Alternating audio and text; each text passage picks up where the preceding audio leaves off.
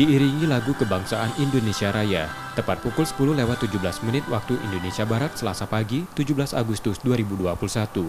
Polisi yang berbaris di ruas Jalan Jenderal Sudirman Palembang bersama warga mengambil sikap sempurna, memberi penghormatan saat detik-detik proklamasi. Prosesi ini dilakukan hikmat, pengendara berhenti di samping kendaraannya selama 3 menit. Setelah itu polisi yang berbaris dan mengenakan tanjak di Palembang membagikan 500 butir telur abang atau telur rebus merah pada warga.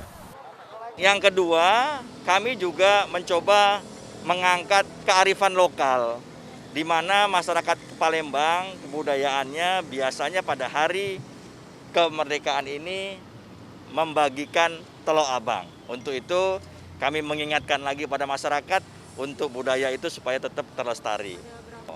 Sesuai dengan tema tahun ini ya, kemerdekaan kita dari Istana Negara sampai seluruhnya, kita diwajibkan untuk menghidupkan kembali ya budayanya. Salah satunya Palembang ini adalah dengan khasnya menggunakan tanjak dengan telur abang tadi. Telur abang biasa hadir saat momen Agustusan berupa miniatur mainan di Palembang. Rizky Oktora, Muklas Diferensial, Kompas TV, Palembang, Sumatera Selatan.